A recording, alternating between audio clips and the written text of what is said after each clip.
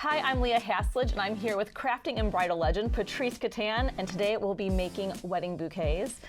Patrice, so excited for you to show them the step-by-step guide on how to make these. I'm so excited too. I can't wait till you see the step-by-step of what we can do to design for today's bride. And we'll be using silk versus real, and why is that? Because if you learn with silk, you can design with live. And this is also really economic for any couples that are looking to save money on their florals, right? Absolutely, and it becomes something they can treasure through the years. Before we begin, what supplies do we need? Well, you need basic supplies. You need a Oasis bouquet holder. You always need a hot glue gun, wire cutters, and floral. All right, and here we go. We're gonna make our first bouquet. We have a lot of different items in front of us, as you can see, of different designs that we've made for the bridal industry, starting with two-tone to the pure white, and I even put in a table centerpiece to see how it all coincides together. Now, each design has a different look. Let me explain something before we start. Please do not carry your bouquet in front of your dress. Run. The bouquet should not be held up here. It should be held over here. As I'm showing you how to do the Lily of the Valley bouquet, I will show you how to place it. I will even show you how to hold the bouquet where you control it. It doesn't control you. And how it works is, do you see my finger? I'm on here. This is my thumb. This gets tipped back. By doing that, we are controlling the bouquet instead of like this. This is how you control it. Now, you want to make a bouquet. You want to do it economically. You want something small. Okay, let's do something small. Number one, everything goes in an angle. Nothing ever goes in straight up. Why? We want it to look as natural as possible. You got to remember something. If you can design with silk, then live is simple, because live goes where it's going to go, and that's the end of it. And you have to know where to place it quick, because you can't put it in and out. You'll kill the flower. So therefore, to train yourself in silk is the best way to go. This is a bouquet holder. This is a bouquet holder. This is a bouquet holder. And this is a bouquet holder and also a bow holder for the church pews, or whatever pews you're going to put them on. Your mechanics are the most important. So in order to make this bouquet, we're first of all going to take some greenery and we're going to cut it up. And the reason we're going to cut it off the stem, and let me show you, the stem looks like this. Now I've cut all the greenery off the stem. Why did I do that? Because the underneath part of this bouquet has to look as good as the top part. So when we flip it over, it looks just as good. So let's start here. We've got our feisty glue gun, which I love. And I'm going to go around a little bit, and I'm going to start placing what I did. And again, we're doing this on camera, so we're going to move a little bit quicker than normal, but you can take your time. Now, as you can see, I'm cleaning this area up, and I'm cleaning it up for a reason. I don't want to see it. It's all plastic. It's not pretty. When you lift a bouquet up, the back and the front have to be the same. So what I'm doing is I'm bringing these all around, and I'm touching them up with glue so they look proper. The other thing you have to remember, you always use an uneven number. You never use an even number. 3, 5, 7, 9, never one of anything. One is out. The other thing is, what you do in one area, you must do in the other. So let's take, for an instance, when I'm done here, I'll show you a few bouquets that I have done and how I have taken the particular flower and I've put it here, here, and here. Why? The eye has to see the entire project. If you look at your design and I'm looking at one thing on the bouquet, on the centerpiece, whatever you're designing, you've done it wrong. Now, what are we going to do with the stem? Well, we're going to use ribbon when we make the bow. We're going to design and we're going to put them in at an angle. How many will I need and how short should I cut them? That'll be the first question I have, and I always have it. Well, it's hard to say, but according to the size of this, you got to remember you've got to go all the way in. So consequently, I usually, on a piece like this, I cut it down to about 3/4 of an inch. You're going to say to me, well, what if I make a mistake? Okay, that's all right. There's no problem, because what I taught you with wire and tape comes very handy. You just add a little bit of wire. Don't be afraid. You remember another thing. The more you do this, the more instinct you'll have to just cut it. And sometimes I cut them a little bit longer and then move on. So what I'm doing is these are going in at an angle. Always put them in at an angle. They look better. And we're going to go all the way around. Princess Kate had a bouquet like this. And sometimes girls want something simple. Now, you don't need to do Lily of the Valley. You could use anything. I'm using it to teach you because it's simple. So I'm coming all the way around. And I'm filling in. And I'm filling in. Now, on the counting, as far as even and uneven, something of this caliber you don't know. We're going to put one in the middle. Now we know the center of the bouquet. Now we're going to go all the way around and we're going to fill it in again.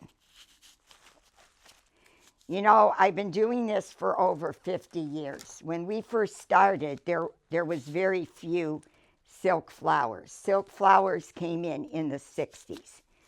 And it was very interesting because they were all made out of plastic and they were very heavy. Now, unbeknownst, we're going back to plastic, which I don't know why, but that's what we're doing. And there we go. And this probably, once you learn left and right, it's going to be about, take you about 20 minutes. If they don't stick together like mine did. Now, we still see the Sahara. Oh my God, I see the Sahara. Now what do? Well, very simple. We're going to fill it in with greenery. Why? Because I don't want to see any mechanics. Also, when this is finished, I hot glue it, and when I turn it upside down and shake it, nothing happens. It's got to be solid. This looks very realistic to go on your side. I'm using greenery. I've cut greenery up to be able to finish this bouquet. And I'm bringing it around and I'm doing this. And what I'm doing is hiding all the Sahara. Does everybody see that? Again, like I repeat, your mechanics are extremely important. You see what happens? It become a finished product. Now, I've got greenery here. I have none there. Absolutely not. What you do here, you do over here, you do over here, you do over here. Your eye has to teach you to look at the same thing at the same time. There's many ways to teach designing. I like to teach it where I'm teaching you the products and the procedures before teaching a design. Now, this is a simplistic design that I did. And I did it on purpose because it's so simple. As I do this, I just keep turning. Why? Because I want to see exactly what's going on here. I'm going to fill in some of these spots. And I think we've got it pretty filled in. Yep, there you go. Now we have our bouquet, all right? Now, what are we going to do? It needs a bow. Okay, well, we're going to give it a bow. This is number 16 ribbon. I go by numbers. Size 40 is the widest. Size 40 ribbon is usually used for the pew bows because we want a dramatic look. Number 16 is usually for the bouquets unless we're doing a big one. Now, first of all, what we're going to do here is, and it's going to be hard to see, but we're going to take and add a little glue here, and we're going to glue the ribbon, and now we're going to twist. Because now we're going to hold the ribbon a little bit till it cures. Sometimes it doesn't cure as quick as we want. Also, you have to be very careful. I burn myself a lot because I'm too quick. Ouch. Well, I just burned myself. So now you know how to burn yourself. Okay, so I'm going to cut this ribbon with a scissors that really needs to be thrown out. But of course I use it, I struggle with it, and I'm going to wrap it around again and glue it to the top. And watch what happens, guys. Oh my God, it's gonna, yeah, I'm gonna burn myself. We're not gonna worry about it. So what I'm gonna do is take the blade of the scissors, which I should have done to begin with, and pat the glue down. Now, if you take a look at this, now the whole thing is finished. Back, front, and stem. We do not want to see a plastic stem. Okay, now we want to make a bow. Everybody wants to know how to make a bow, and there's a lot of different bows we can make. Let's start with this one. We want to go about the width of the bouquet. We don't want to overpower the bouquet. So what you do as a beginner, you measure and you figure, if I take a loop and I do it here, I measure that it's about right on that side and the same on the other. I know it's kind of hard to see, but I'm trying to give you a goalpost of how to decide how big to make it. As you do this more, it just comes naturally. You take the ribbon.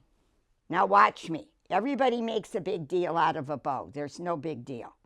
Just go like this. You cringe it in. The best thing to use is wired edge ribbon. And of course, this one isn't. So what's new? You bring a piece up. You turn the ribbon. You bring the next piece in. Everything gets crunched in the middle. Bring it up, crunch it in. Bring it up, crunch it in. You see what's happening?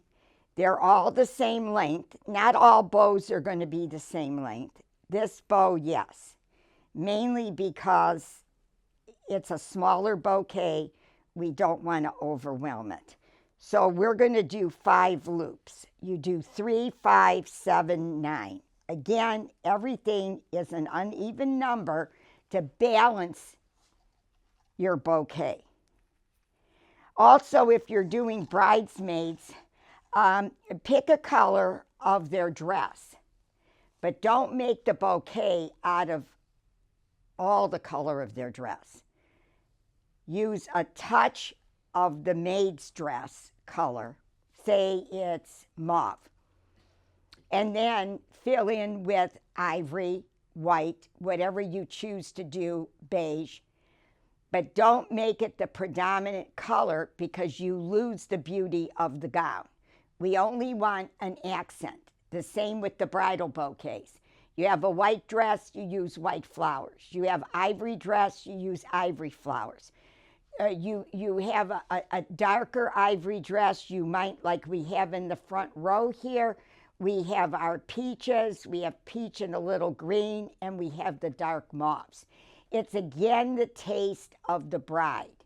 Or we have white and ivory. I'm also going to go over of different designs and why we use them. So anyway, so now we're going to take our finger and we're going to put a small loop around our thumb. And now we finished the inside of the bow.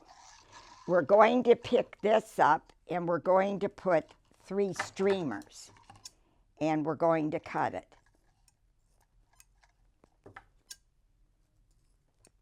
Now I have a green pipe cleaner here because of course I forgot I needed white, but it's okay. The pipe cleaner goes in. I'm going to show you the back of the ribbon. Pipe cleaner goes in, you take it, you hold it as tight as you can, and you twist, and you twist. And you see how the bow fans open. That's your bow. Now we're going to put it in the bouquet, and what we're going to do is tie it around. And again, we're going to go like this, this, this, this, and keep twisting. And you can cut that piece shorter. And there's your bouquet. So this is your finished product. This is a good one to start as a beginner because you get a feel of placement. It's small. You can do it in a circle starting. Now, if you use a round flower, this will go in more. It'll be smaller, kind of like the peach piece that's on the table that I will be showing you. So this is kind of where we're at, and that's how it looks.